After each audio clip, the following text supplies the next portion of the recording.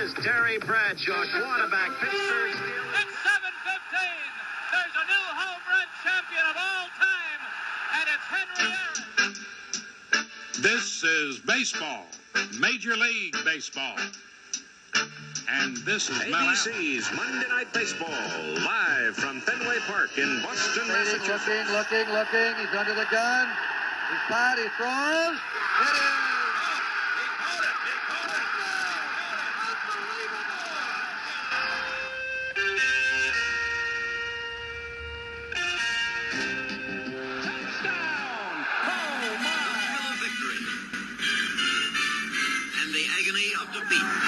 It's February 17th, 2025, and on this day 50 years ago, Dave Meyers of the Bruins is on the cover of Sports Illustrated, and at the same time, AC/DC's first album, High Voltage, was released.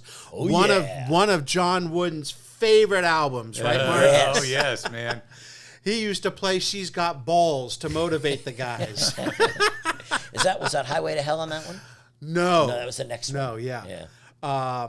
Mark Hoffman and Bill Mahoney joining me, Scott Johnson, as always, for the Past Star Prime podcast. And Mark, to quote the chairman of the board, Frank Sinatra, and now the end is near, and so I face the final curtain. Wooden and the Bruins' incredible dynasty is coming to a close. Kind of sad in that we will never see anything again like that. Nothing even close, you know? No, there's no way. 10 championships in 12 years. And, you can all do the thing, well, if Sam Gilbert was the reason, behind it or whatever. Or they got players. But the way things are set up now just can't happen, 10 championships in 12 years. And, they should have won in 74. And the only reason they didn't win that other year is because freshmen were allowed to play. So Kareem or Lou Alcindor at the time couldn't play. Right. But also you can say what you want about, Wooden getting the players from Sam Gilbert. He still had to coach these guys up. Yep. It wasn't like they walked in and he just said, here's a ball, I'll sit over there and do nothing. So he had to coach these guys up and get them to work together and take certain guys and make them, because all these guys were great in high school, so he had to make them adjust their games a little bit to become part of a team. To buy in. Exactly, right? Exactly. And Lou Alcindor, yes, every college in the country wanted him. That's not the case, as it turns out, with Bill Walton. Bill Walton was not as highly recruited. But I think, Scott, you said it right, buy-in. All these players had to buy in and adjust their games to become, obviously, the greatest run ever in college basketball. Yeah, you had to check your ego at the door, right? Right. So. To me, the typical Wooden thing was when Walton said, hey, I'd like to wear my hair long and, grow a beard and stuff. And Wooden said, yeah, I completely understand that, and we'll miss you on the team. That's right. Good luck. Good luck to you. We have Pete Trgovich, who was a integral part of that Bruins team, especially that final championship team in 75, when as a senior guard he averaged over 10 points per game and helped lead them to the 10th and final national title under the John Wooden regime. I mentioned AC/DC to start the show. Got to think, Billy, you were a fan of Angus Young and the boys back in the day. That leads me to this. What was the first concert you guys ever attended? I'll let you think for a second. I'll go first, okay? For me, I actually can't remember if it was Huey Lewis and the News at the Oakland Coliseum or U2 at the Sports Arena in L.A. So it was one of those. They were right on top of each other. Can't remember who exactly was first. Mark, I think, was Bing Crosby at the... Lawrence Welk. Yeah. Well, that's back when Ben had an electric guitar player in the background, man, and they would jam like you wouldn't believe. My first concert, I remember my high school had a concert, and one of the groups was had a number one, or not a number one, but a top 10 hit. And I remember I went to that when I was like late elementary school, early high school. But the one I really remember that I actually drove to, was, I want to say it was 1976, and ELO, the Electric Light Orchestra. I love them. Was playing at the Jeff Universal Lynne. Amphitheater. Yeah. But the favorite story about that was I went with one of my friends named Mark also. And when we were getting to the amphitheater, my car was starting to smoke and heat. But I parked the car and figured, maybe it'd be okay, Probably. So he left his gun. So then after the concert, we go out, and I start the car, and the car won't start, Surprising. And it's overheating again. So I go call AAA, and they go, well, where are you, on the bottom or the top of the hill at Universal? And like an idiot, I go, I don't know. The bottom? Well, you're at the top. So we waited an hour, he didn't show. Finally, I called the second time. Yeah. No cell phones. Finally, I call a second time, and they come and they tow me to this dealership. And then I remember I had to call my dad. It's got to be late. Yeah. Well, I know it was late because this was when Johnny Carson was an hour and a half. Not an hour, but an hour and a half. So the show was wrapping up when we were at the gas station, so it was 1 a.m. And my dad had to drive us home, and then we had to figure out the car, another day. But I remember that concert so well. I was like 16, I want to say, at the time. And it also might have been the night that John Candelaria threw no-hitter. No, because I remember leaving the house, and I want to say that the Pirates were playing the Dodgers. Yeah, they no-hit him. And I want to say that was that Monday night at the concert. That was in Illinois. In 76. That is. Were you drinking at all? That is Mark Hoffman. Had there been any drinking that night? No. Oh, No. man. Okay. I'm telling you, you drink enough Coca-Colas, man. Okay. That's very good. I went to, not concerts, but I went to more than my share of Dodger games where I never got into the stadium. Yeah. I mean, Just stayed in the parking lot. Yep. Billy, yours? I was thinking about that. It was Missing Persons back in the mid-'80s. And I hung out with a lot of Nyquist from Sweden. So, yeah. Nice. I remember that. What was their hit? No, it was just one of the girls I met in the crowd. Missing Persons. Yes. Do you hear me? Do you hear me? Yeah. I robotic remember sounding. that, man. Yeah. Yes. I barely, sure. Yeah, that was that was K-Rock when K-Rock was. And she had that little squeaky voice in one of the songs. Right. And it was great. I mean, the parts I remember, it was really, really fun. But you were talking about not making it into the event or whatever. Yeah. Those were like UCLA tailgate parties for me. Like even after bet. I graduated, we'd get there 7 hours before kickoff. And you'd just be powering, and you'd be so drunk before the game even started. Still miss that. Missing Persons' biggest hit? What was it? Walking in L.A. That's it. That was honestly, that was when Irvine Meadows, the first Irvine Meadows. Yeah. That was a wonderful place to go see a concert. I mean, it was Especially so in the great. Summertime. Yeah, I saw the Go-Go's there. It was amazing. There wasn't a bad seat in the house. No. Whether you sat in the seats or sat on the lawn. It was great. Now they tore it down, re-put it back in. All right, Mark, you got an ad for us? I do have an ad, and this is right up my alley.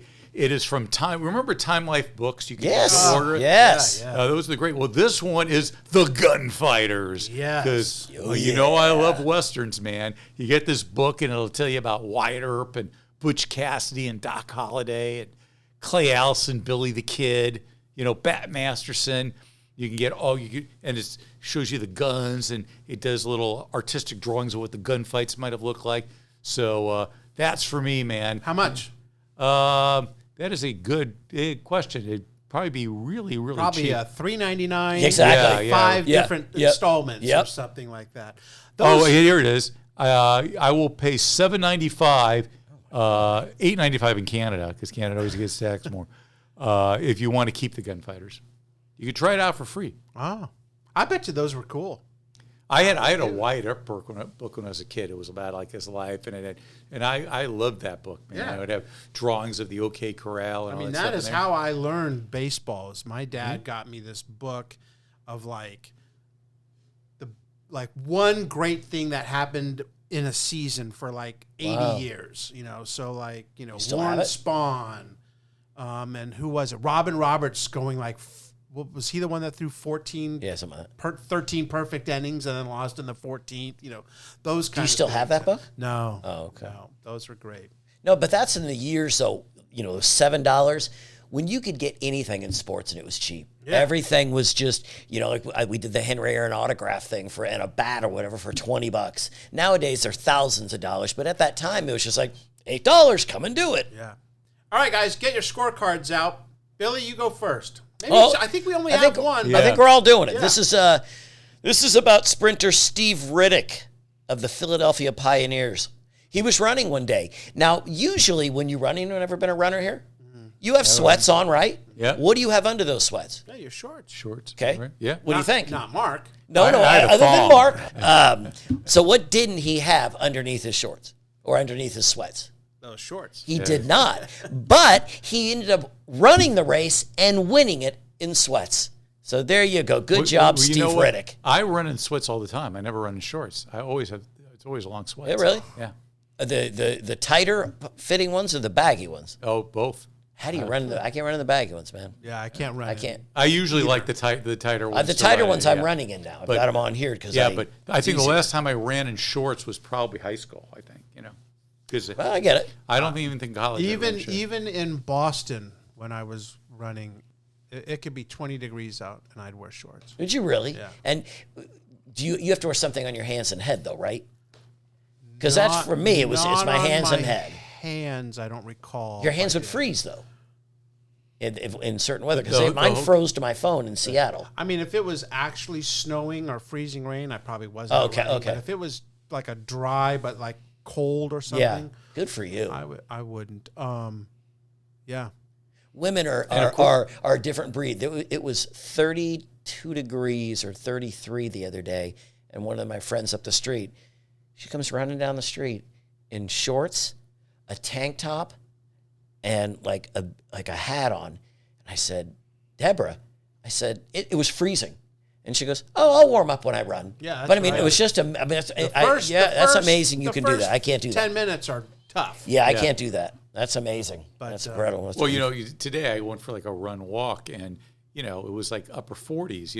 Yeah. And normally that would be super cold, but I just got back from Utah where it was 12 degrees like the other morning at 7 a.m. Yeah, so 40 feels kind of yeah, nice. 46 feels really toasty. That's what it would be. If you're in Boston and it's 10 degrees, and then you come out here and it's 50 degrees, for you that's this is great. I remember for Yeah. years I would come from Boston to Arizona, and a former producer that was from Chicago would come out there at the same time. Now, this was when I was coming from L.A., so this is years and years ago. And he would come from Chicago, and it'd be 50 degrees in Phoenix, and he'd be wearing shorts. And I'd be like, oh, my gosh, he is crazy. Well, then I would start coming from Boston, and I started being the guy wearing shorts. First of all, because, yeah, it's a little chilly when it's 50, but you knew it was getting up into the 60s, 70s. We're talking this time of year. March gets into the 80s and 90s. So, but, yeah, that was it. Mark, they said it. They said it. We're going to go to Mr. Steve Riddick for a comment that he had. And basically, what Steve said was, actually, I don't like touch. What the hell? Are you talking about Leonard Toes again? I am really losing it. I am really got Leonard Toes on right now. Moments here. I knew. And he I knew farted you messed again. up, but I was just letting you go, That's got to stay in. Bob Wolf, I think you meant. Yeah. All right, set me up again, will you? Recall. All right. They said it, Mark. Yes, well, Bob Wolf, the super agent on the new trend in sports. These days, it's not important to know the difference between a veer offense and a wishbone as to know the difference between a preliminary hearing and a temporary injunction. Yeah. Yep. Yeah. And There you now, go. 50 years later, as you mention all the time, Mark, nil and transfer portal. Yeah. Those are the things you need to know. Yeah. Right. And what's interesting is our listeners that are less than 50 are going to go, what is a veer and a wishbone? Oh, right. Yeah. Isn't that true? That's when they just ran the ball. They didn't throw it. But one day, some coach will find it, like 30 years from now, and bring it back, and somebody will go, "What's that? He's a genius!" Right. Yeah. Remember when the Dolphins did that against the Patriots? Yeah. Like Well, one very good. game. What did they ran? What was that called? Wildcat. Wildcat was big for like a season or two. Yeah. And then people were like, "Oh, we right. figured this out." Well, Yep. the military schools still do that a lot. Army, Navy, Army does, and Air yeah. Force. Army I always does. thought it was funny, Air Force running the ball because you're the Air Force. You need to be in the air. Yeah. Throwing it, But Army keeps it close to the ground I because they're think the both Army. Army and Navy threw more this year than they have. Army had the traditionally. quarterback. Yeah. The kid they had up there could throw the ball. Yeah. Like 10 but times a usually, game. but usually they don't. Right. They throw 3 times a game and run the rest of the time. Yeah, and that's fine all season long until you get to a bowl game and you're down. You're down. And you got to score Right, but- quick. you Or a know? good Notre Dame team Yeah. that just Right, but took them 50 apart. years ago, and even 50 years ago was beginning to change, maybe more like 55 years, between 50 and 55. Well, most of the teams are still doing that. Run. body right. Yeah. Yeah. Yeah, I mean, even J.K. McKay was saying how he wanted Hayden and him to throw the ball a lot, and they did.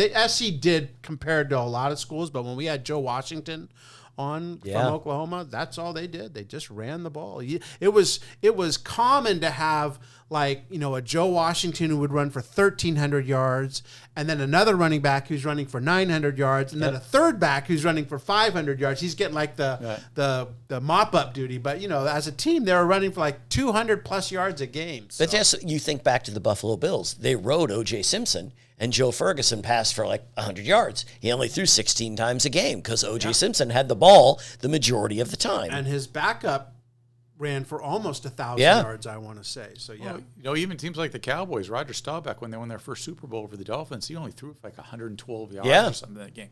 All right, our cover story, caught in a spider's web.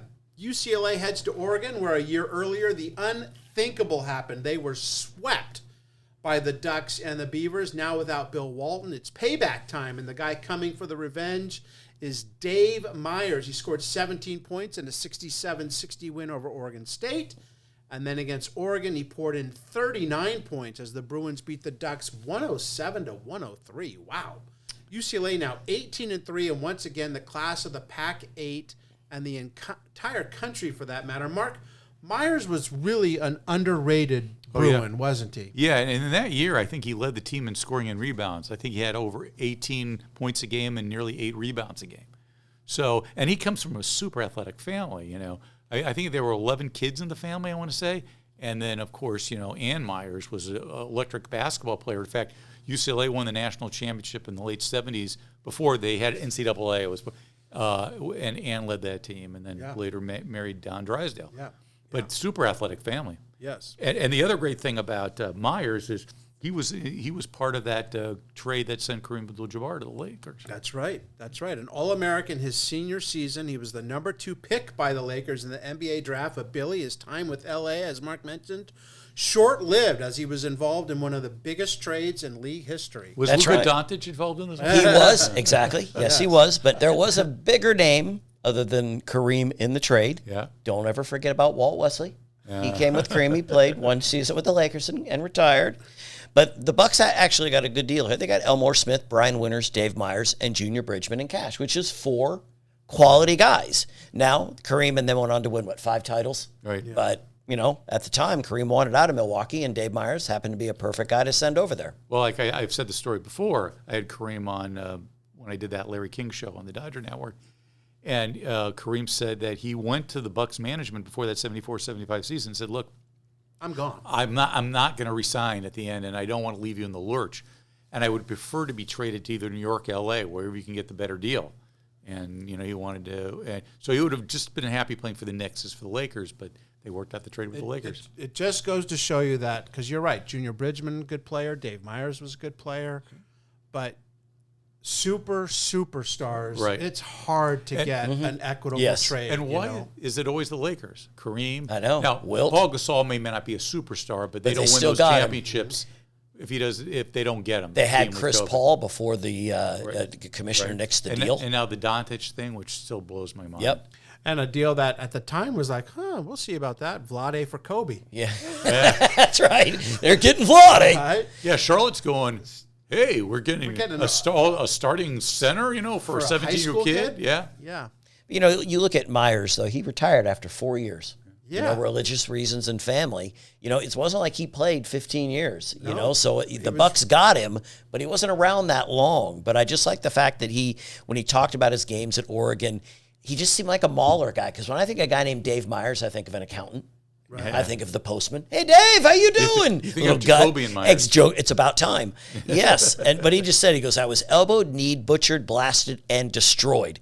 And he said, maybe I like it. So Myers was a guy who wasn't afraid to mix it up. No. No. And I want to say his last year in the NBA averaged 15 points a game or something like that. I mean, he was. Yes. It wasn't like he was a bust or anything like that. He was a very good to probably, going to become an actual almost all-star type player. And then he just says, I'm done. And then you just go back to UCLA with all the great players that we knew, the Waltons and the Lou Alcindors.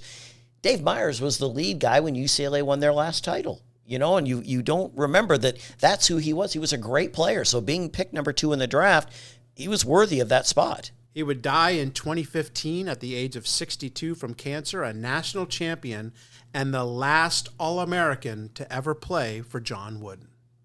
Oh, wow. Pete Trgovich was an instrumental player on that 75 UCLA team and a teammate and friend of Dave Meyers. The senior guard scored 10 points a game.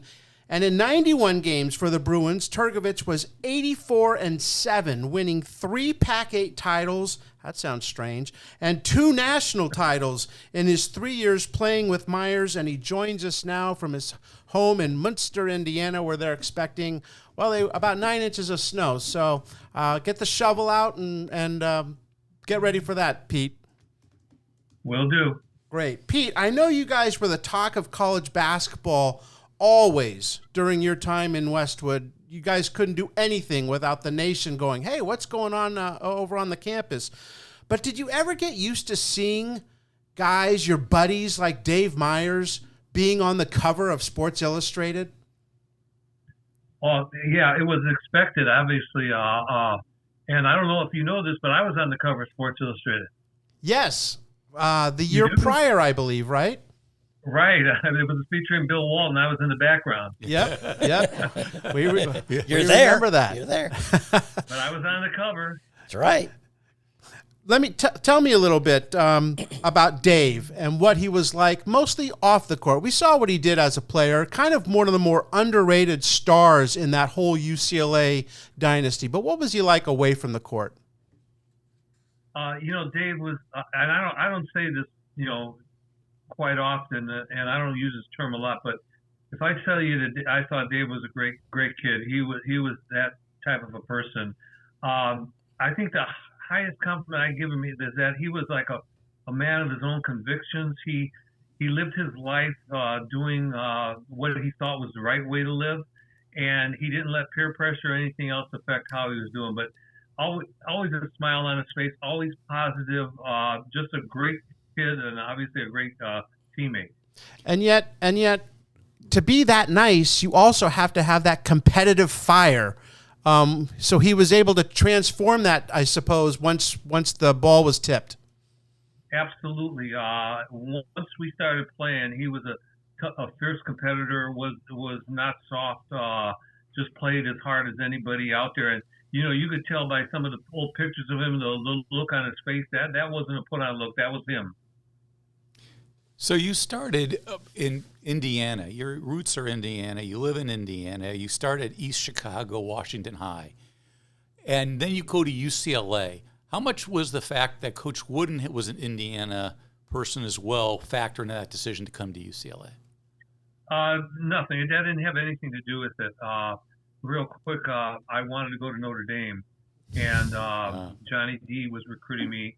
And actually 10 minutes before I got on campus for my official visit, he had resigned. And if his assistant coach, who was Gene Sullivan at the time, if he had gotten the job, I would have still went there. But he didn't get the job. Digger Phelps got the job. Digger Phelps didn't want me. He wanted Gary Brokaw. And so,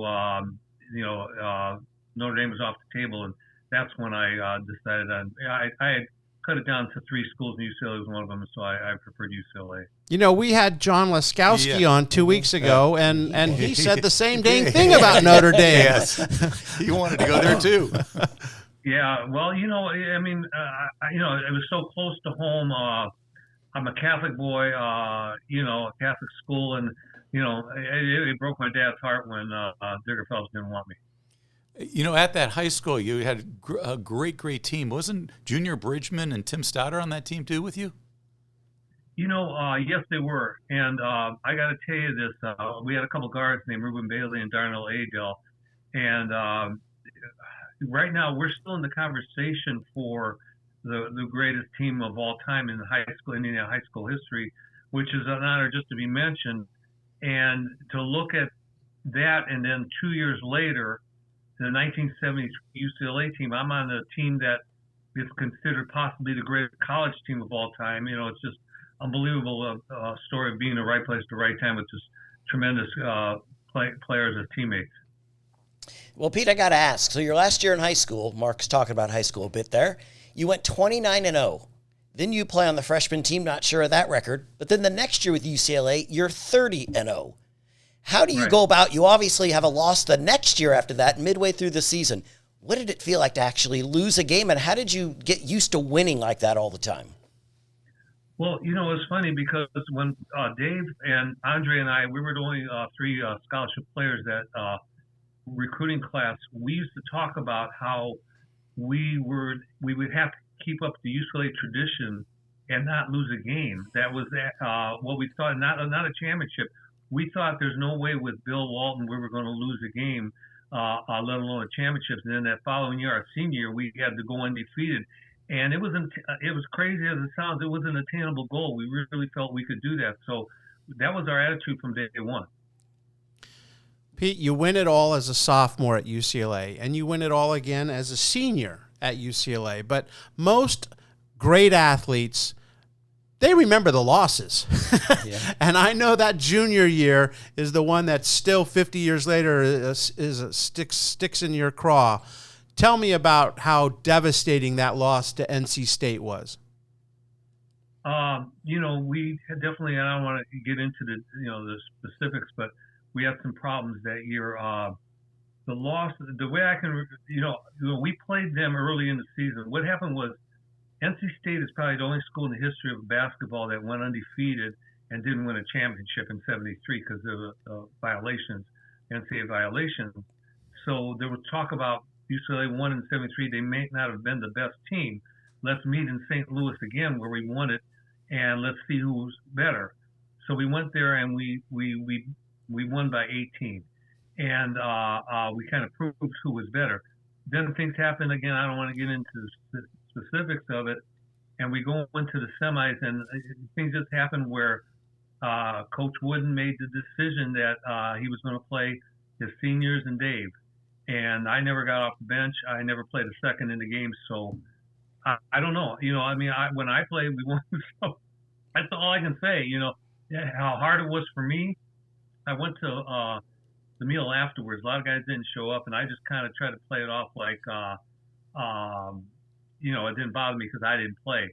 I went back to my room and just threw up everything because I was just that upset. That's how it got to us. It was just terrible. It was just worst feeling I've ever had. But without that feeling, we would have never known how great it was in '75 to come back and win it because we wouldn't have felt that pain.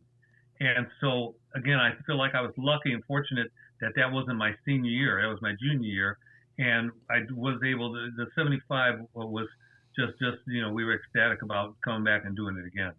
I think there's something about karma. So in that 74 game to NC State, that's a game maybe you should have won because you had the 7-point lead in the second overtime. But then the following year, you play Louisville in the semifinals, and you're down one, and Louisville's best free throw shooter has a chance to ice the game with a one-on-one. He misses, you get the go-ahead basket and win. So do you think, and you beat Junior Bridgman, your former teammate, do you think there was a karma thing that maybe to make up for what had happened the year before? Well, yeah, I do believe in that, but I going back to the kid from Louisville, he was like something like 28 for 28 for the season or something like that, and he never played the whole game, and then you take the kid off the bench and you keep giving the ball, thinking that again, pressure makes you can throw all the statistics, all the percentages out. When you get that pressure, everything's different. And I just don't think it was fair to the kid that went up there and missed the free throw, But yeah, it was. We certainly without the 3-point shot, we were in big trouble had he made those 2 free throws. Oh, by the way, everybody from East Chicago was rooting for Louisville that game because I won in '73, Stoddard won in '74, so they wanted Junior to win one, so all 3 of us could have had a championship. But it didn't work out that way for Junior. That would have been a small consolation, I suppose, for the high school. My goodness. Yeah. And as Mark mentioned, you squeak by Louisville, but actually in the first round, you go to overtime against Michigan. How much did the fact that you had lost the year prior, you had a couple losses during the regular season, did you guys know that you were no longer invincible and that you had to prove to yourselves that you were champions again?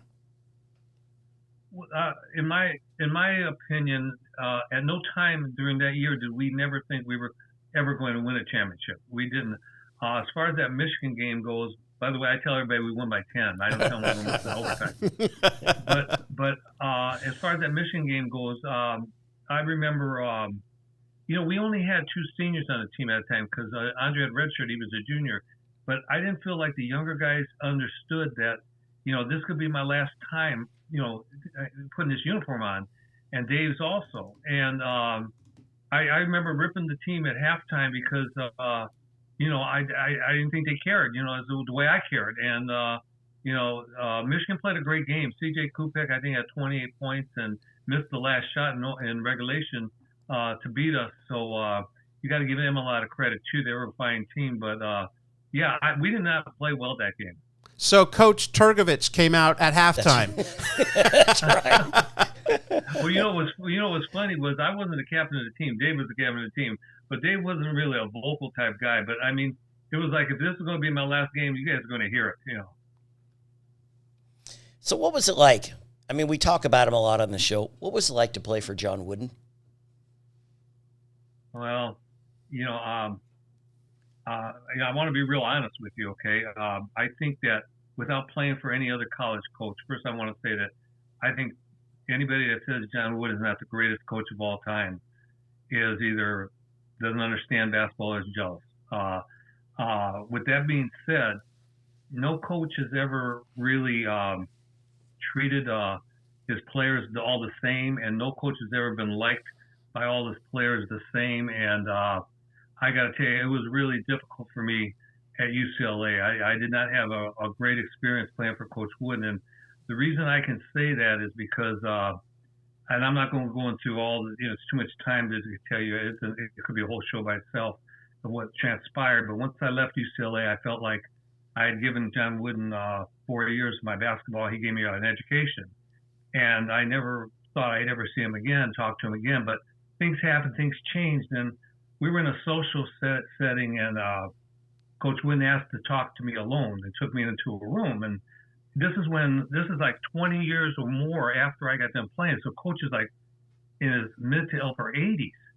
And he says to me, he goes, Pete, he says, because I won all these championships and I won all these games, everybody thinks that I never made a mistake. But you know, and I know that I made mistakes. And I was wondering, where are you going with this? And he goes, but I want you to know that every decision I made at UCLA, I made thinking that it was the best thing for UCLA basketball. He said, now, I wasn't right all the time, and you know I wasn't right. But I thought in my heart I was doing what I should be doing.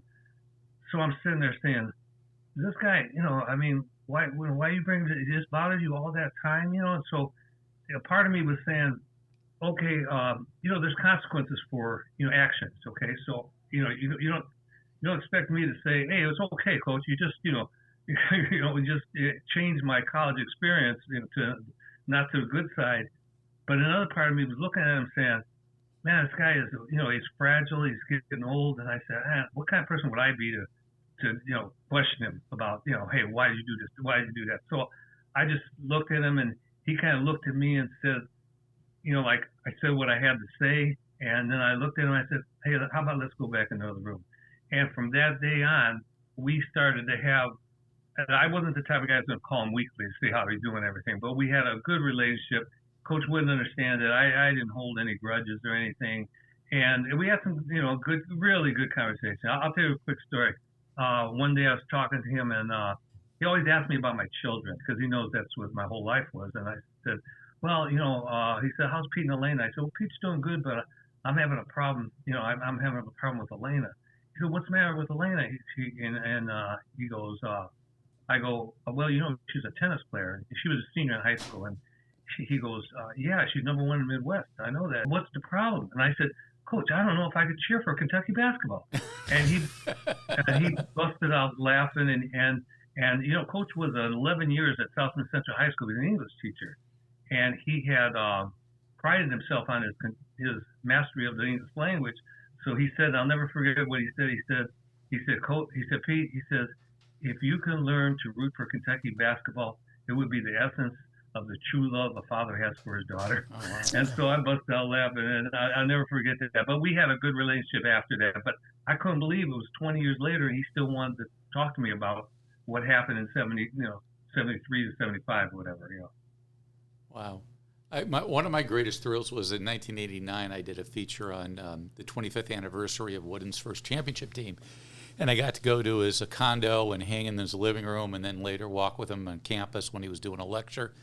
And just, the phone never stopped ringing during the interview. You had to shut the camera down because about every 5 or 10 minutes, one Nader was calling or some other alum was calling. Yeah. But the question I have for you is, so I'm trying to remember, did Coach come out and say after the Louisville game that this game against Kentucky is going to be my last game? When did you guys know that this was the end of the run for Coach Wooden? Well, the first thing is Coach Wooden had promised a group before us, Bill Walton, those guys, that he would be there for 4 years. But he never promised Dave and I and Andre. So, but we never really thought about it much. But see, Dave's mom and Coach Wooden's wife, Nell, they were kind of close. And so I think Dave was hearing some stuff from his mom. And so he would tell me that, I think, this might be it for Coach Wooden, And so Dave and I kind of thought, I think Dave thought, and he kind of persuaded me that this might be happening. And he did tell us right after the Louisville game that, this was it for him. He was going to retire after this last game. That's exactly when we found out. So do you think that inspired you for the final game, or really either way you would have beaten Kentucky, or did Wooden's announcement sort of give you that extra push? If it takes Coach Wooden to retire to get you to play as hard as you can in a national championship game, then you shouldn't be playing basketball. You should find something else to do.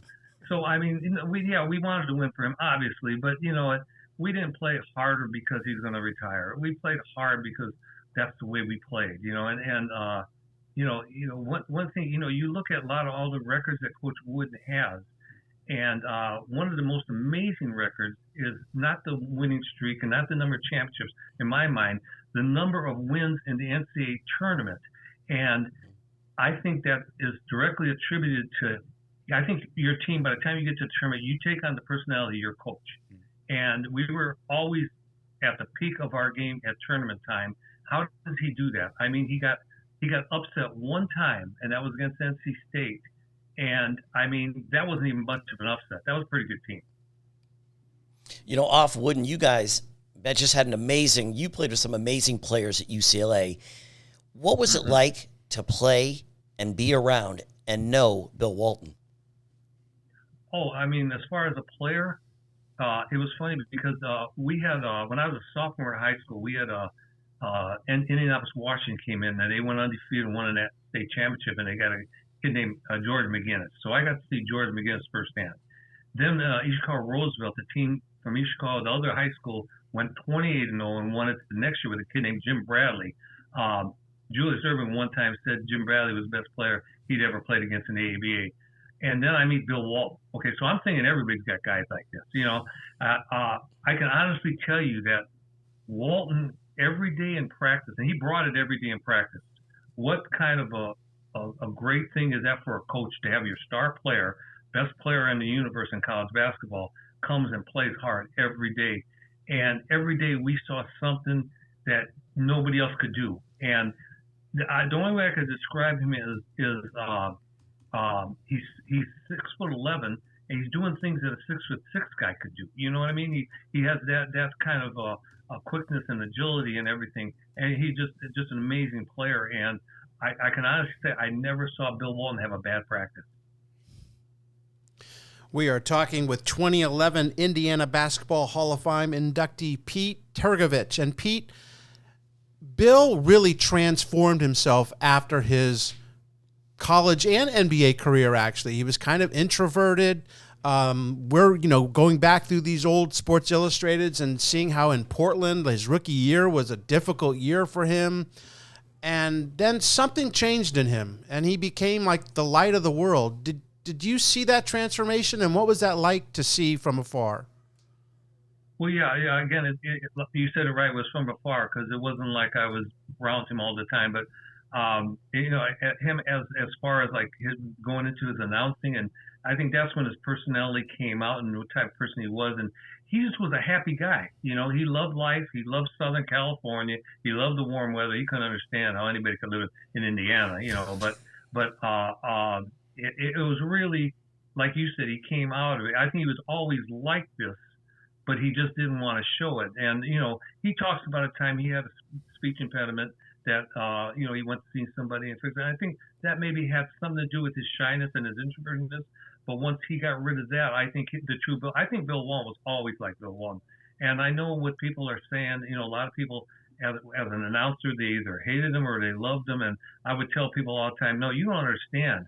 When this guy is telling you all these statistics about different places in the world or whatever he's talking about, he knows what he's talking about. He's a very intelligent guy. He was a history major. He loved it. And you got to understand, he was being a comedian up there too by some of the things he was saying. So knowing Bill, I would just laugh like I was a big fan of him as an announcer also. So you never saw that personality at all at UCLA from Walton? Oh, no. I think he was always like that, but he was quieter. But I think he was always real positive and joking around and stuff like that. It just I think that more came out. And I think that's true with everybody. I don't think you're the same person you were, when you were 20 years old and stuff. And I know I'm not. Thank God. Yeah. Let's not go back. One of the things I love talking with old UCLA players that played under Coach Wooden is they can pretty much verbatim repeat some of the sayings that he had. Were there any that stuck with you that 50 years later you're like, oh my gosh, I can remember that like it was yesterday?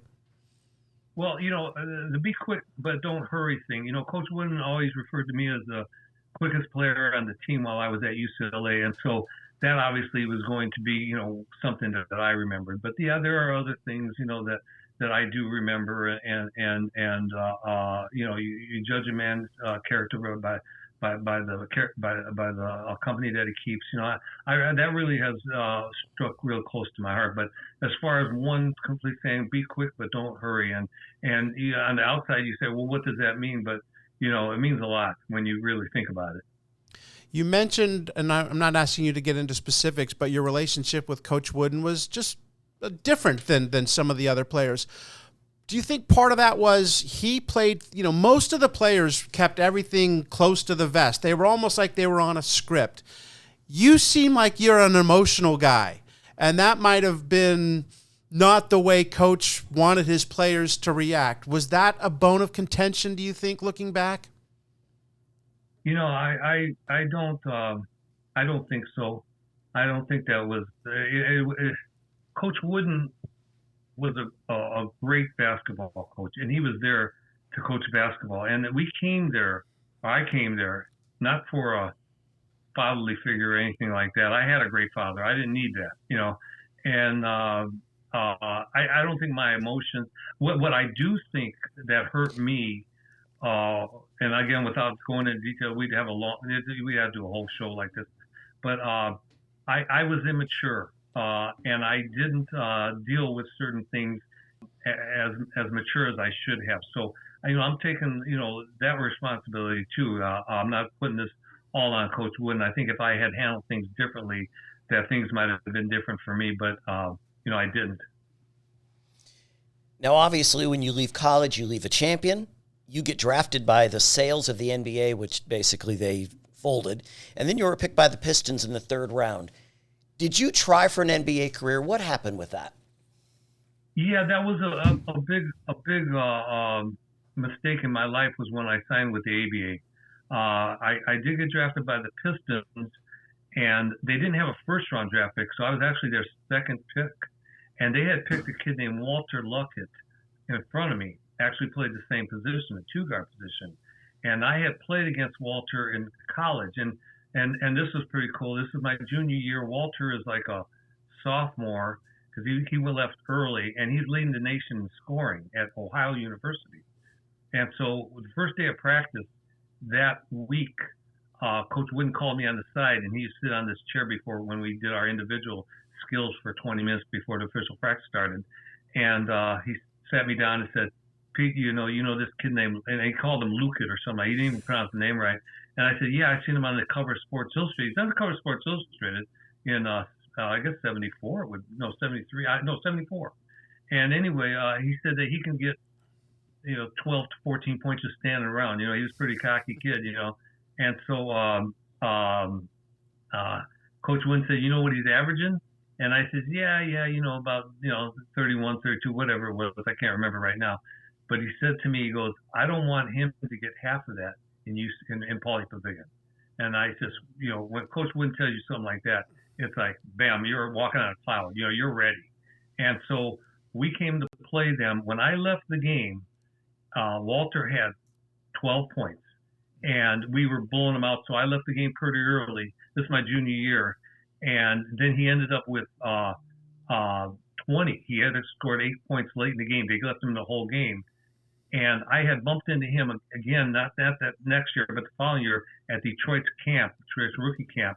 And that was the highlight of his career, scoring 20 points in Pauley Pavilion. I kept saying, that's like 10 points below your average, but I ain't saying that. I don't want to, hurt the kid, because he was great. He was a really nice kid, really nice kid. But anyway, one of the stories, like when Coach Wooden tells you, hey, I'd like this to happen. And it was funny how he said it. He said, I don't want him to get half. I don't want him to get half of that in Pauley Pavilion. So you beat Kentucky to win that championship game. And you're a kid from Indiana. They're right next door. I know you said you don't need any extra motivation. You don't need Coach Wooden. You don't need it to be Kentucky. But that had to felt pretty good. Well, you don't know how good it felt. An Indiana boy beating Kentucky in his last game. Not only that was, I guarded Jimmy Dan Connor, who was the Mr. Basketball Kentucky that year. His backcourt mate was Mike Flynn, who beat me out for Mr. Basketball our senior years. And to beat those two guys in the backcourt and win the national championship against Kentucky was very special. Trust me, I understand how special that was for me. Was there any trash talking back on those days on the court with them? Not with them, those guys. Those guys were straight up good guys. I mean, I didn't do that stuff either. And, we weren't friendly, for sure. But no, nothing, no talk. No need, right? Yeah, scoreboard. No need for that. So what do you think of college basketball today? And I wonder how Coach Wooden would fare today, because everything has changed with NIL and the amount of money you can pay a player now. I mean, do you even enjoy the way the game is set up now for teams, for schools? No, I don't hardly ever watch college basketball anymore. There's a kid in my hometown of East Chicago that I go see play occasionally, and I really think he's a special player. And this transfer portal and NIL stuff is just killing these high school kids. He's not getting any scholarship offers from anything that, well, at least I think the level he could play at. And I feel so bad for a kid because he's a really nice kid. And I think he's a special player, but these high school kids are just getting killed by their opportunities to get scholarships. And that's not good. That's not good. And you hear the success stories. There's a kid from Gary that, jumped from one school to another and ended up at a small school. Now he's making $500,000 a year with this NIL, but that's far and few between. There's other kids aren't making that kind of money and getting the opportunities for these education. So, I obviously there's a problem. I don't know what the fix is. Obviously the game's very popular. When you do watch the games, the stands are filled. I don't like the way, it's just kind of a 3-point shot contest where you got a guy shooting threes that shouldn't be shooting threes. It's just not what the 3-point shot was meant to open the game up for the big men. Now there's no big men involved in the game, and the big men that are shooting threes. So do you think Coach Wooden would just say, forget it, I'm not coaching this type of the way basketball is set up, if he was alive and able to coach today? Oh, yeah, I think he'd just say, hey, this ain't for me, or this isn't for me. I should. The English major, he would never say ain't. That's right. Ain't that the truth?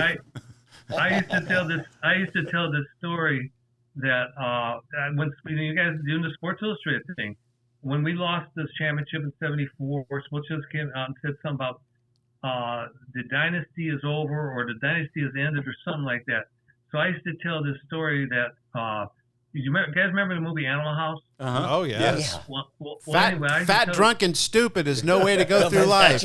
I used to tell this story that John Wooden had stolen a line from John Belushi in Animal House. When, to me, the most iconic line was when Belushi said, "It ain't over till we say it's over." And so I used to tell everybody that Coach Wooden said it. Now, I've never heard Coach Wooden use the word "ain't" in my life, but anyway, I would tell the story. Then finally, I was telling the story to some movie geek, and he said, "Wait a minute, that's impossible." I said, "What does it mean?" He said, "You guys won the championship in '75. Animal House didn't come out to '76." And so I said, "Oh, that's right. Then Belushi must have stole it from Wooden." That's my story. Nice. You know, Coach Wooden wins 10 national championships, and yet he's on record as saying how special that last team was that won it. What made you guys so special? Was it the fact that you didn't have a Walton, a Lou Alcindor, that you were the epitome of a team? Well, it was funny because Dave Meyers, why I'm on the show, was because of Dave. He once told me, in his opinion, that we were the team without. I said, "What do you mean without?" He said, "Well, the first two championships was Goodrich and Hazard, and then they came the Alcindor and his guys. Then came Sidney Wicks and Curtis Rowe, and then came the Walton gang. And then when we came, we didn't have that. We were just, all of us. So we were more difficult to defend, to match up against because of that." And I thought, wow, David, I never thought about it that way, but that's true. But as far as the reason Coach Wooden, I picked this team, and then he said that there wasn't a problem on or off the court. And what the reason for that was because of our parents or our grandparents or whoever raised us. We were just a bunch of good kids that just wanted to play basketball. Nobody was caring what we were eating, how we were meditating, what we were doing, how we were living our lives. We were just playing basketball, having fun. And Coach Wooden didn't have to deal with anything on or off the court that year. And again, I think that's a credit to the people that raised us. So we do a segment on the show. It's just a fun trivia segment called 50-50. I'm going to give you a 50% chance to get a trivia question right. And so I was looking for something that would combine UCLA and Indiana trivia, okay? Oh, okay. All right. So, true or false? So in 1994, remember the movie Blue Chips? Yes. Okay. That was filmed at both UCLA and in Indiana. True or false? I'm going to say false. No, it's true. They shot Wow. They shot at Frankfurt High. They shot at French Lake at Larry Bird's, outdoor basketball court. Yeah, sure, absolutely. They did exteriors of Pauley Pavilion. And the funny thing is, Nick Nolte plays the head coach of Western University, the Western University Dolphins, but they might as well just had a UCLA thing on their shirt. Oh yeah. They had our jerseys. They had the same colors and everything like that. And then they play the finale is they play Indiana and Bobby Knight, who's in the movie. Yeah. And I believe Marcus Johnson played one of Bobby Knight's assistants in the movie too, which was interesting. Oh really? I didn't know that. Yeah. Wow. Hey, Pete, do you remember, I read a story about the first time you met Coach Wooden. Do you recall that story, and can you tell it if you do? You got the... Driving around campus. Yeah, I know. That's what I thought you were going to say, yeah. So, Coach Wooden didn't go outside California to recruit, and let alone go watch a kid play. I mean, unless maybe he was Lou Alcindor, right? So anyway, they... back then they didn't have, the films and all that the way they do nowadays. So you depended on other coaches in the area coming. And when I played, Coach Crum came to see me play. He was the assistant at the time. In fact, that's when he saw Junior Bridgman. When he got the Louisville job, he went and got Junior. Anyway, so when I first came on campus, and Coach Wooden has taken me around, driving me around Westwood, and then, we're coming up to red lights. And he's running red lights, and I'm thinking, who does this guy think he is? I mean, he thinks that just because he's won some national championships, that this guy can just drive any way he wants to. And he kept running these red lights, and I couldn't figure it out. Well, see, Indiana is really, really behind in a lot of stuff. Well, we didn't have that rule that you could turn right on red back then, so I'm thinking he's running red lights when actually he's just following the law, he's turning right. But I never forget that. Like, I really thought, boy, this guy really thinks he's something, Yeah. I love that. I love that. I read where you said you thought at the time, boy, he thinks he's pretty special. As it turns out, he was pretty special. So were you, Pete. Yeah. You're the second person to win an Indiana high school state championship as a player and a coach, and an NCAA championship as a player. So, yeah, as it turns out, you're pretty special, too. I want to thank you for joining us today on the Past Our Prime podcast. Well, I just want to tell you, I have the secret of winning. You want to know what it is? Please. Yes. Have really, really good teammates and coach really, really good players. There you go. Yes, I think Phil Jackson Red has Auerbach. taken that. Red Auerbach, all the greats. You're right. What's You're the right. saying? Good players make good coaches. That's right. Nice. Thank you, Mr. Thank you, Trgovich. Pete. Thank you Thank so you much. so much. Thanks for having me. Go get that shovel out. Will do.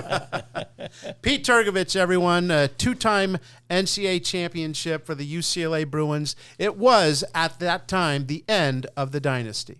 All right, moving on. Let's talk Courage Conquers a Cruel Sea. And, Bill, this is about Mark's girlfriend, Lynn Yes. Cox, swimming in New Zealand. I don't think she swam to New Zealand. That would she be did. a tough tale. No, we've heard from Mark here the last few weeks that at one time or another when he was working for CBS, he was trying to book Lynn Cox as a guest, but he doesn't remember if she was a guest or a date or they were being set up. He doesn't know. So we're going to try to figure this out by getting Miss Cox on, and we will get to the bottom of this love affair.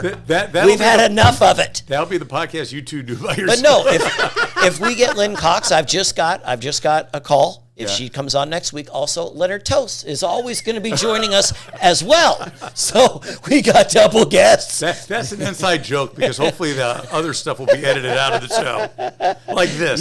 Yeah. But Lynn Cox. What about George Hallis? He'll be there too. And I forgot the movie we need to watch. What's the one with James Caan? The Gambler? The Gambler, the Champion, whatever he has. You got to get back there. But Lynn Cox was the first female to swim between New Zealand's islands. She did that in 2 hours and 28 and a half minutes. But she did go through quite a bit of trauma to do that. It wasn't like she just got in the water, said, here you go. No, she ran into swells. She ran into high winds. She actually at one point in time quit. And the two coaches that were with her had to jump in the water and say, no, keep going. It was that much of a beatdown. She couldn't find the way. I mean, she found the way, but there was a bad current, so she had to go around. It was absolutely harrowing what she had to do. But she also, in a nice part of the story, a pod of dolphins came up and swam with her at one point in time during this. So, you know, Lynn Cox is quite an athlete. Yeah, you can see the picture there of the dolphins, like right next to her in the water in the article. She's only 18 years old in this article. And she'd end up doing all this other amazing stuff. I saw the movie Naiad. Oh, yeah. I meant to watch that, yeah. And that's about Diana Naiad, Right. who Yeah. did long distance swimming and stuff. And we talked with John Kinsella when he Yeah, that's right. swam. That's right. And what these swimmers do, it looks like torture. It's not just physical torture, it's mental torture, But too. the thing is, they keep doing it. Yeah. It's not like some people run one marathon and go, I did it and I'm done. These guys and women just keep jumping in big straights of water and go, see you in a few weeks or see you in a day. Yeah. Well, haven't you done something and while you're doing it, you go, I hate this, I hate this, I hate this. And then you get done and you go, wow, that wasn't too bad. I can't wait to do it again. You know? yeah. Every day I run every day. 6-7 miles and I'll go, God, I hate. Then I get home and I go, that wasn't bad. Right. Because you feel good. Yeah. The endorphins. Yeah. Exactly. Yeah.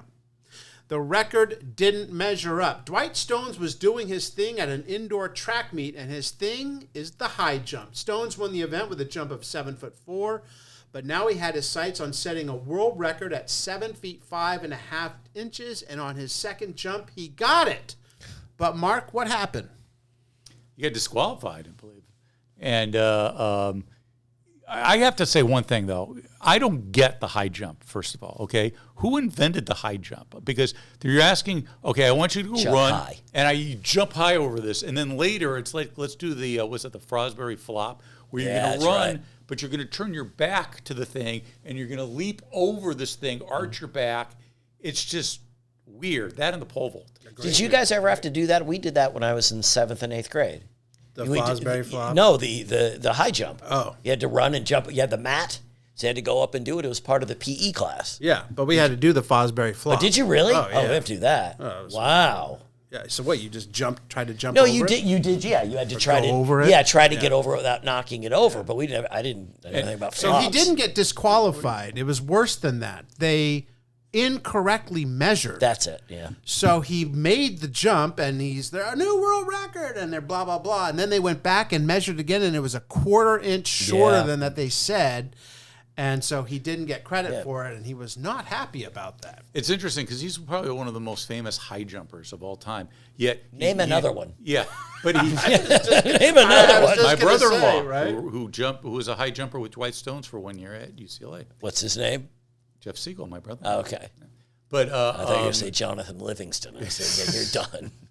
But yeah, but he never won gold at the Olympics. It was bronze, but he was still a celebrity. He was on the Carson show. They talk about how he was going to high jump not only That's the right. bar but over Johnny himself. Right. And Johnny was a little worried, but he did it. Right. But he's also was very confident. Yeah. Yes. Dwight Stones was not lacking in self-assuredness. Not at all. Dwight Stones is another one of those guys from the 70s and 80s that we don't have those kind of guys anymore. He was a high jumper, and everyone knew who he was. Yep. Bill, who was your favorite high jumper from the Olympics this past year?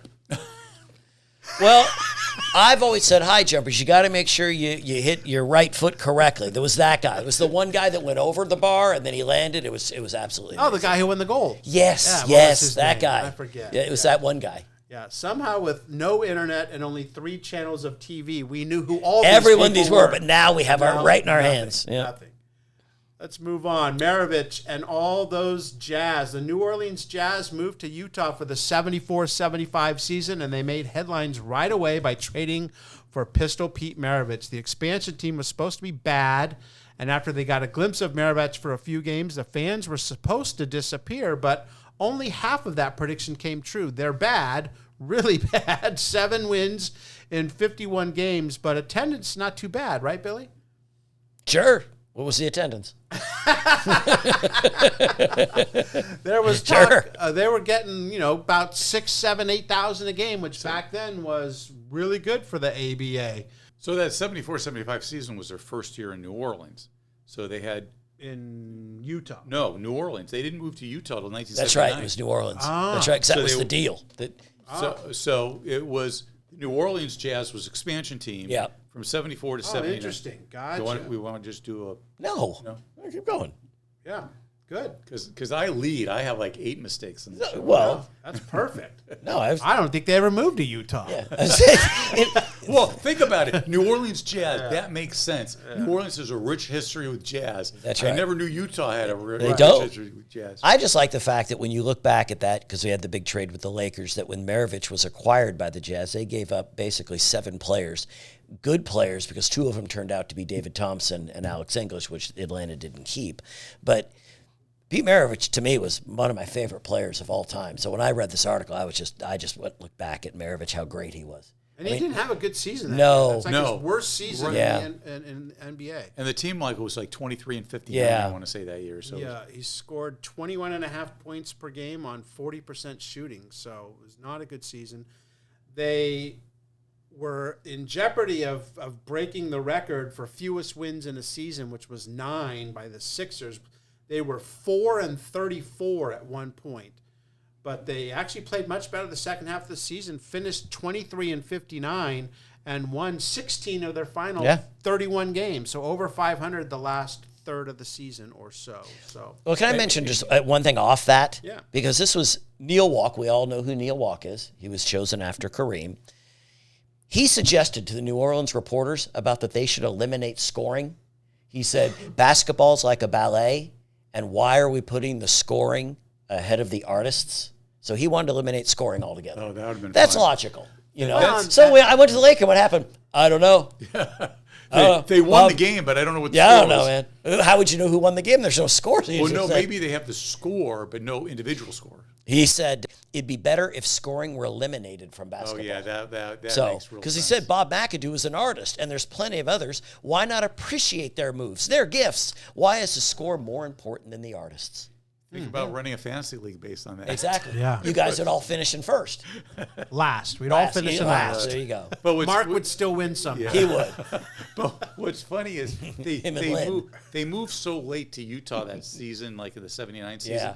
that they didn't have time to change the name. They just didn't have time. So Utah's a lot smarter now, like the hockey team. Yeah. We're not going to rush with the name. We're Yeah. just going to call it the Utah Utah hockey hockey team. team. Yep. We'll figure out a name in the next couple of years. You know? Kent couldn't do Yetis, though, there.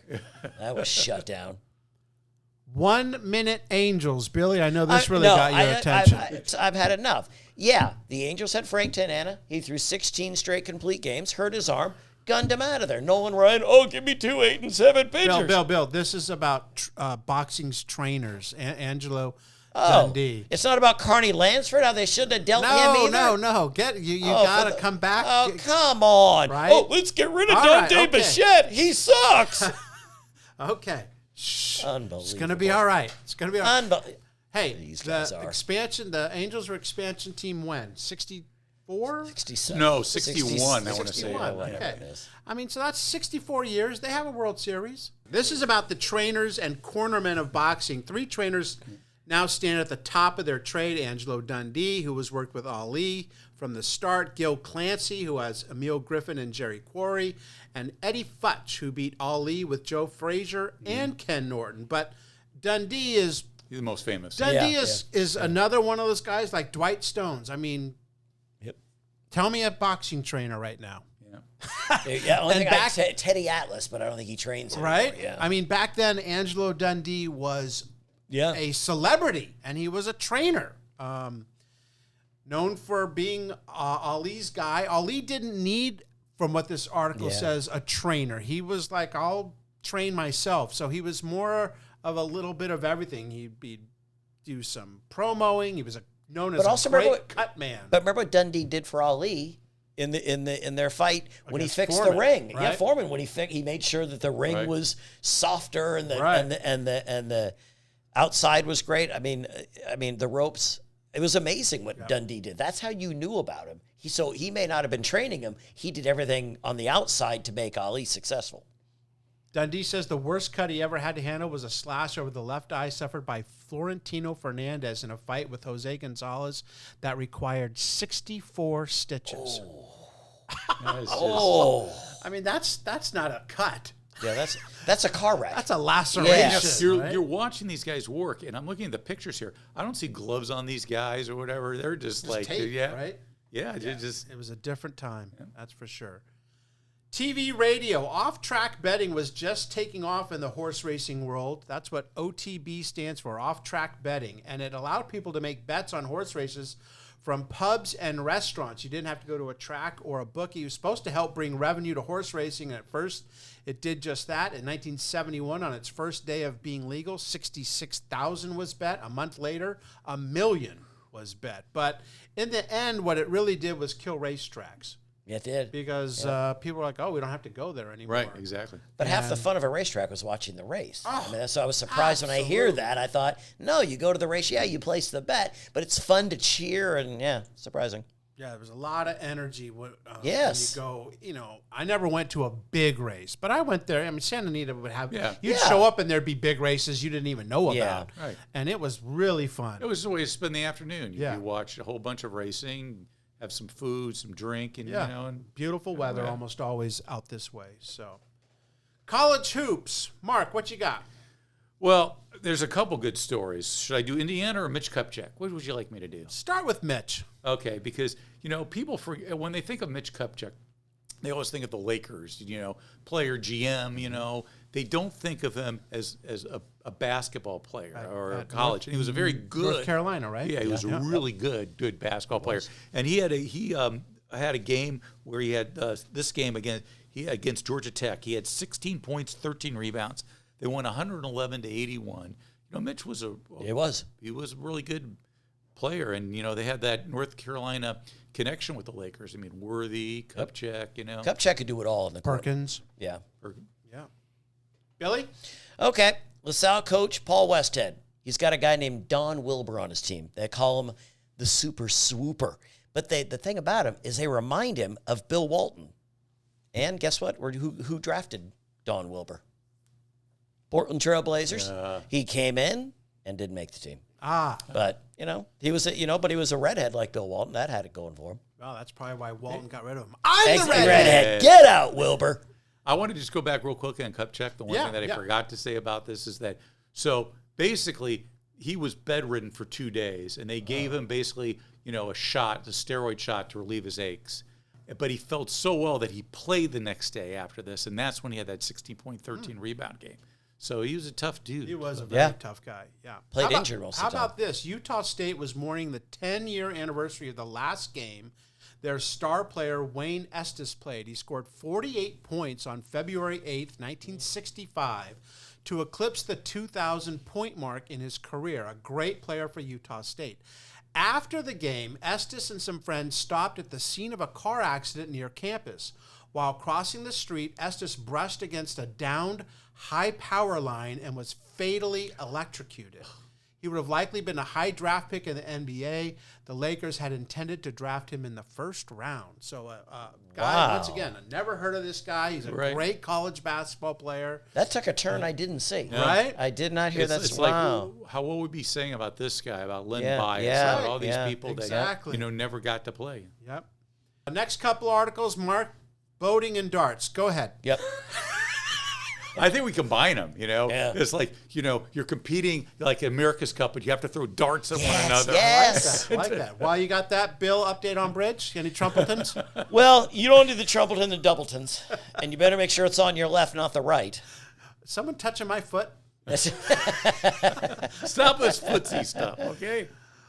You're a part of all this. Roy Blunt Jr. wrote a book called About 3 Bricks Shy of a Load, in which he was with the Steelers team throughout the 73-74 season, one season before the Steelers won their first of 4 Super Bowls in the 70s. Now he is visiting with the victorious Pittsburgh club after their big win over the Vikings. After the game, he spotted Steelers center Ray Mansfield, who said right after the gun he saw the football lying on the field unnoticed. Players were running right past it, even fans, he said.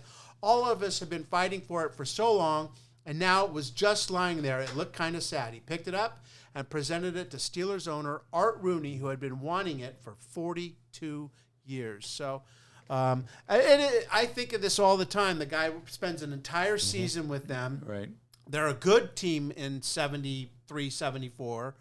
And then the next year is when they not only win the Super Bowl, but that incredible run for the Steel Curtain. Right. I like the fact that Roy Blunt almost became a part of that team. Right. You know, that all the guys liked him. He made Ernie Holmes sound like just a madman. Not bad guy, just someone that was really tough and really hard to get to know. But once you got to know him, he was there in your corner. Roy Blunt had an amazing story there with being with that team the whole year.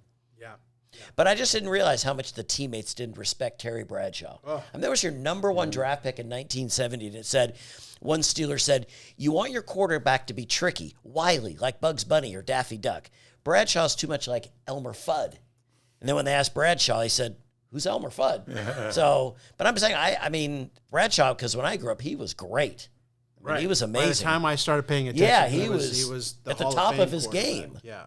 My greatest memory of Bradshaw was at Cannonball Run. It was some Burt Reynolds Yeah. movie, and he goes to punch him, and Burt Reynolds punches Terry Bradshaw in the face, and Terry just smiles, and a tooth comes out. Yeah. Which I think he was actually missing that tooth, so they just took the fake tooth out, and then he just smiles at him with that missing tooth, and Burt Reynolds looks back and says, "We're in trouble." Yeah, they improved all season long, especially at that quarterback position. It was a 3-man competition for the starting job way back when we first started this football season. Yeah. Rocky Blyer joined us to talk about Joe Gilliam, who started the Right. season as the quarterback. Then they went to Terry Hanratty, and then Terry Bradshaw won the job eventually, won the Super Bowl, won 3 more, ended up in the Hall of Fame. And that's how dynasties work. Look at the other dynasty, Tom Brady. 6th-round draft pick. You can't give credit to the Patriots for taking him because every other team passed on him 5 times. Yeah. You strike lightning in a bottle, and you get a player. I mean, Terry Bradshaw had way more than opportunities than kids today would get. That's for sure. You remember what college Terry Bradshaw went to? Louisiana Tech, wasn't it? Very good. Yeah, but Who the else thing- went to Louisiana Tech? The mailman. Mailman, yeah. Carl It's Malone. not Tech anymore, right? Isn't it? Yeah, I think Louisiana State or something? No, at least that's LSU. Yeah, I think it's I just don't know what- Louisiana. But you were saying that, Scott, that Pittsburgh went on to have a dynasty. But I think when you start getting those types of Super Bowls, it permeates through the organization. You just, for eventually, you always seem to come back to being good. And the Patriots are down right now, but you know Drake may be their guy, and they'll come back again. I think when you start knowing how to win as an organization, it always seems to help. This is a perfect example of that, because this is the beginning of the Steelers being Yes. good. They were horrible for like 40 years Yes. running, and they've been good ever since. Ever since. That's Mike right. Tomlin's never had a losing season. No, Chuck Noll was awesome. Bill Cowher was awesome. I mean, Yeah. they are like the epitome of a Yes. they're 10-7 this year. Not Yep. great, but good. They're in the playoffs. Yep. A lot of teams to take that. And people get upset with Tomlin saying, no, you have to win a playoff game. There are teams out there that really never make the playoffs on a Never. consistent basis. Never. Cleveland Browns. When you're a playoff team consistently, you each year are like, you know what? We are literally a player or two Yes, away. yes. If you're 4-13, you're not a player away. You're a lot away. Yep. For the record, Mark. A big trade went down. Huge trade. Yeah, not in baseball, not in football, basketball, even hockey. No, a big trade in tennis in the WTT. The Philadelphia Freedom have traded Billie Jean King to the New York Sets. Not the Mets, not the Nets, the Sets, for the rights to Stan Smith and Kerry Melville. And you know what really pisses me off about this trade? Elton John's song, Philadelphia Freedom, Yes, was written for Billy. Billy and the team. Good job. Yeah. Did he write one for New York? I don't No, think so. Yeah. No. Yeah. Bill. Well, Bill Russell, we all know him. He was named to the National Basketball Hall of Fame. But for personal reasons, he decided to decline the invitation. He obviously changed his mind over the next few years. But at the time, he didn't want to be in it. Yeah, I remember as a kid, my dad telling me certain stories about Bill Russell, and everyone liked Russell, Yeah. but he was his own man. He That's was. for sure. He was. And he wouldn't sign autographs Nope. for anyone, which I remember as a kid just being like, "What a jerk!" But he had his reasons. Yeah. and he just didn't think that was something he wanted to do. No, I just finished the Wilt Chamberlain book. He obviously Russell's a big part of that. Oh, sure, You don't sure. realize there's such a difference with Wilt and Bill Russell. Wilt was a fun-loving, let's get out and women and everything else he wanted to do, and Bill Russell was a lot more reserved and showed on the court as well. Yep. Billy, faces in the crowd. Barbie Smith, figure skater. She won the silver medal in the ladies singles at the 1977 U.S. Figure Skating Championships. But she had to quit because of the fact there's no money in it, so she went to the Ice Capades. Ah, Yeah. Remember the Ice Capades? I do. That was really big when we were kids. Yeah, it was. They'd go on tour. And Yeah, all and sorts I didn't of miss things. it. Yeah. I saw it quite a few times. 19th hole, the readers take over. We'll start with Carl Giander, a dentist in Indianapolis, who says, as a charter subscriber to SI and a red-hot Hoosier basketball fan, I was shocked at your hatchet job on this great team and coach. Woo! They're talking about the Curry Kirkpatrick article on Bobby Knight, John Laskowski, and the Indiana Hoosiers. Billy, you got another one? Yeah, just a guy that Lewis Cover. He's from Shelbyville, Indiana. He said that Curry Kirkpatrick simply won't wash.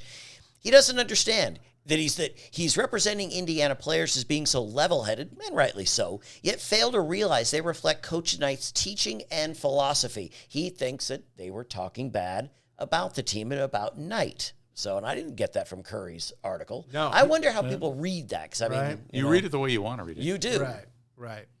He says the article by that bleep Curry Kirkpatrick. That's right. That's right. Good job. Yeah. So wonder what. And so far, both of these are from Indiana. Yep. Once again, that's usually a clue. I think your article on Coach Knight and the Hoosiers was horrendous, says Patricia Entel from North Vernon, Indiana. I read the article. I don't think it was a hatchet job. Nope. It does wash, and it wasn't horrendous. No. Dick Middleton liked it. What did Dick say? Dick said, I thoroughly enjoyed the article.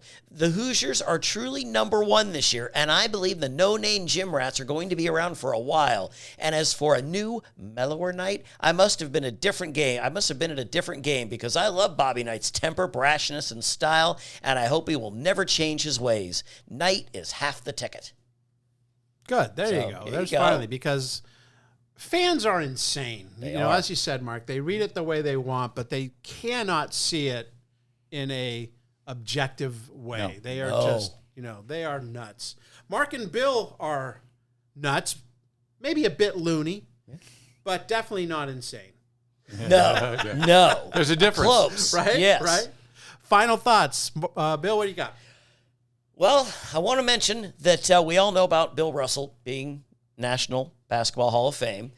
He was an amazing player. I would say the number one player ever out of USF. But next week, who do we have?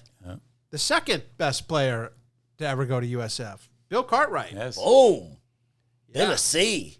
Yeah, that will be fun. Bill had like one of those weird careers where when he was a great player and the focal point of the Knicks and stuff, they were only okay.